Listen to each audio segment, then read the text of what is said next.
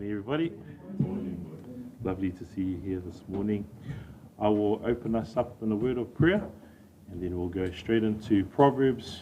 We will continue in chapter 9, Proverbs chapter 9. So I'll pray, and then we'll get into it. Dear Heavenly Father, we thank you so much that you are a good God, Lord. Thank you that your mercies are fresh and new this morning. Thank you that we can receive them, Lord. Understanding that there are ways that we need to improve on, Lord. There are sins that we need to forsake, Lord, and that is why we need your mercies each and every day. Lord, we just pray as we go through this book of Proverbs, Lord, today. Pray for wisdom, Lord, to be a person who receives instruction readily and humbly, Lord, rather than one who is proud and does not want to take instruction. Lord, we pray for your grace, your mercy and love on us this morning. In Jesus' name, amen. Thank you, everybody. As I shared, we will be going into the book of Proverbs, continuing in chapter 9. So if we could go to Proverbs chapter 9, and today we will be focusing on verses 7 to 9. Whaataoto iwa, whaiupu fitu ile iwa. Proverbs 9, verses 7 to 9. Whaataoto iwa, whaiupu fitu ile iwa. And if I could have our English New King James Version readers start, and then we'll have our Samoan readers follow, please. Verse 7 to 9.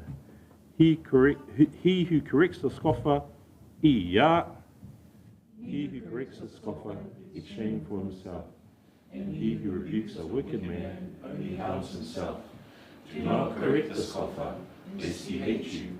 Rebuke a wise man, and he will love you. Give instruction to a wise man, and he will be still wiser. Teach a just man, and he will increase in learning. Whaatoto iwa, whaiupu fitu, ile iwa, whaumoni mole, ia. Ena te awa iatu I le tau emu, e maua I e whanaina. Ani ena te whina o te tata I o eanga, e maua I e le ila. Awa ni awa iatu I le tau emu, ne I usia o e ia. Awa iatu I le upoto, o na rufa pai le o ia iatu oe. Awa watu I le upoto, e ati liai o I uia. Awa watu I le wami o tonu, e tupu ai pēr o na poto. Praise the Lord for the reading of His Word. We'll just review our last session to give us some context for today. The opening 6 verses of Proverbs 9 presents wisdom personified as a lady of generous hospitality and tremendous industry. She has built a house with a solid, sturdy foundation and has prepared meat and wine on her furnished table, giving an open invitation. Through her sent-out maidens, though, she singles out the simple and those who lack understanding to be especially invited. She says to the simple in verse 4, "Turn in here to eat my bread and drink my mixed wine."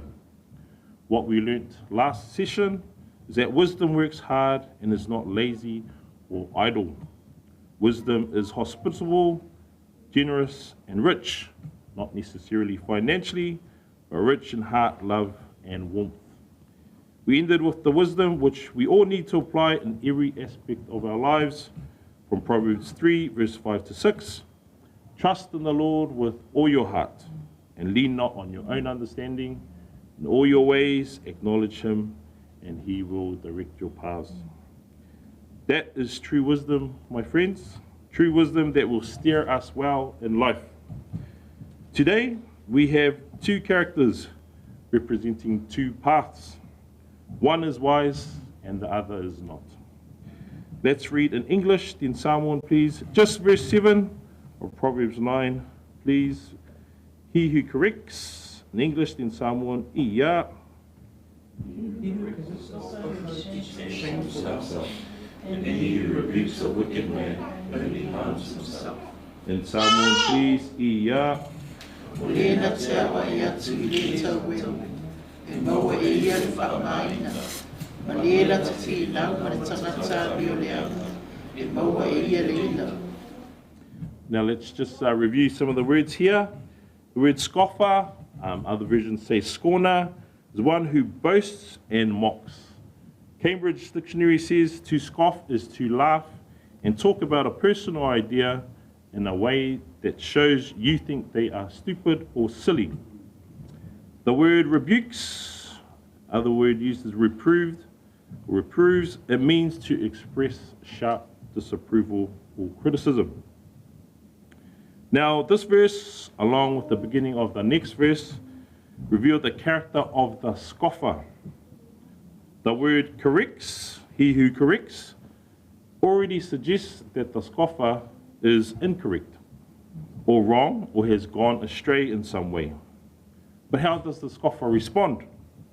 By bringing shame, disgrace on the one trying to give the correction. The scoffer hates attempts from others to change their minds and wants to continue on their own path. They lash out at well-meaning people with hateful anger. Why is this? Because they are full of pride, which is not a good thing. Pride blinds you from being corrected and exalts your ego over what is right. James 4 verse 6 says, but he gives more grace. Therefore he says, God resists the proud, but gives grace to the humble. Let me repeat that. God resists the proud, but gives grace to the humble. Don't be this guy, the scoffer. Let's read verses 8 and 9 in English, then in Samoan, please. Do not correct a scoffer. Ia. Do not correct a scoffer, lest he hate you. Rebuke a wise man, and he will love you. Give instruction to a wise man, he will be wiser. Teach a just man, and he will increase in learning. In Samoan, please, verses 8 and 9. Whaamolemole, ia. Awane ia o ai atu I le tau memu, le inosia o e ia. A o ai atu I le mokoto, na alofa mai lea o ia atu oe. A o atu I le mokoto, e atu I poto ai o ia. A o atu I le wami utonu, e tupu ai pero na poto. Scoffers hate being corrected. Their pride and ego spews out hate. So Solomon shares wise advice. Do not correct a scoffer. The scoffer will hate you. Now contrast this with the next line.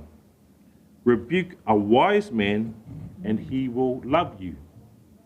A person with wisdom appreciates the correction with love. In the same way that foolishness or scoffers are associated with pride, wisdom is associated with humility. Wisdom receives correction readily because in humility they understand they could be incorrect, wrong, or gone astray, and see that the person correcting is lovingly showing them the right way.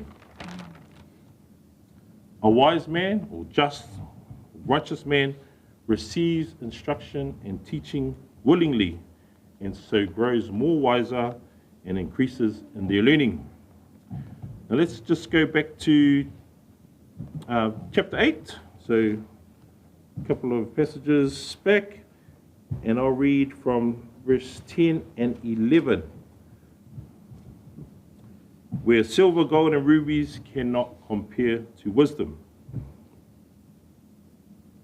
So chapter 8, just verses 10 and 11, it says, receive my instruction and not silver, and knowledge rather than choice gold. For wisdom is better than rubies, and all the things one may desire cannot be compared with her.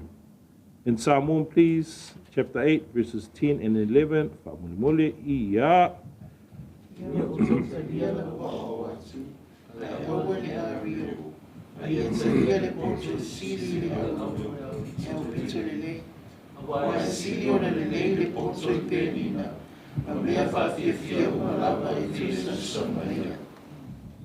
So remember the analogy that I've shared before about the value of wisdom compared to precious stones. If we've got precious stones, that's great. If we sell them, we get the money, then we can use the money, but then the money runs out. With wisdom, when you use wisdom, in one situation, you grow wisdom, and then you get more wisdom. So wisdom, in that way, we can see why it is more precious than precious stones. Now, I drew a little chart for myself, nothing complicated, but during this chart, helped me to see what you get from correcting the scoffer versus what you get with correcting a wise man. Now, if you are, or if I am the person giving the correction, if I'm giving it to the scoffer or the wicked man, as it's said over here, then we both lose. Okay, how do I lose? I lose because they give back shame to me, I harm myself, and they hate me. How do they lose? How does the scoffer lose? They carry on their incorrect, wrong path.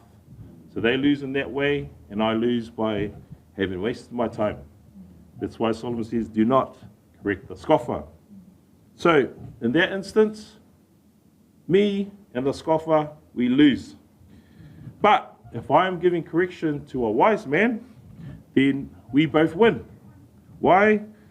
Because one, the wise man receives the instruction, he grows in wisdom, and he increases in his learning. And the return for me is that they love me.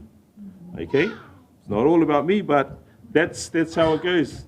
Do not correct the scoffer, because you both lose, but correct, rebuke, reprove the wise man, and they will know how to handle it. In humility, in love, they will receive the instruction, the correction, and say, thank you for showing me the right way.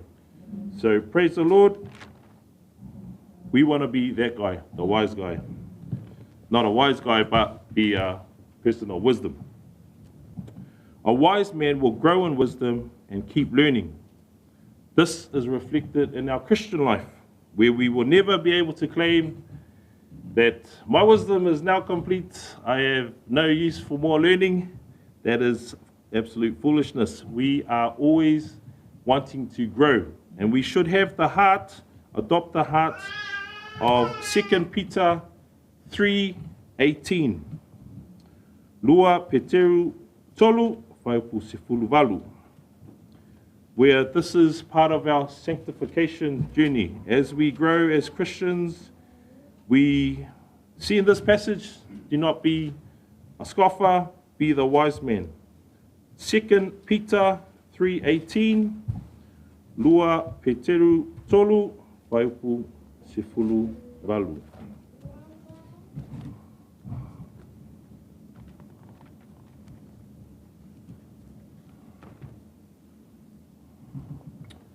I'll read it in English, and then we'll have it in Samoan, please. The wise man carries on growing. The wise man continues to learn. And how should we grow? Verse 18 of 2 Peter chapter 3, but grow in the grace and knowledge of our Lord and Savior, Jesus Christ. To him be the glory both now and forever. Amen. And again, let's read it together. Verse 18, Iya, but grow in the grace and knowledge of our Lord and Savior, Jesus Christ. To him be the glory, both now and forever. Amen. In Samoan, please, verse 18, Iya. Amen.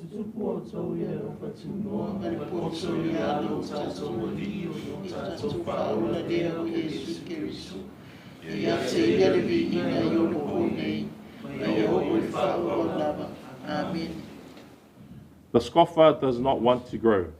They want to continue in the error of their ways. But the wise man does want to grow, and the wise man should grow in the grace and knowledge of our Lord and Savior, Jesus Christ. So our takeaways today: put aside pride and do not hate instruction, rebuke, correction, or reproof, but receive all of that with a spirit of humility, grace and love. And our last point, keep growing in the grace and knowledge of our Lord and Savior, Jesus Christ, in His Word, in fellowship, listening to sermons, etc. Praise the Lord for His Word today. May you be encouraged. This brings to an end our devotion. I'll hand it over to our music team who will have a song for us, and then we'll start off with our corporate prayer. Thank you.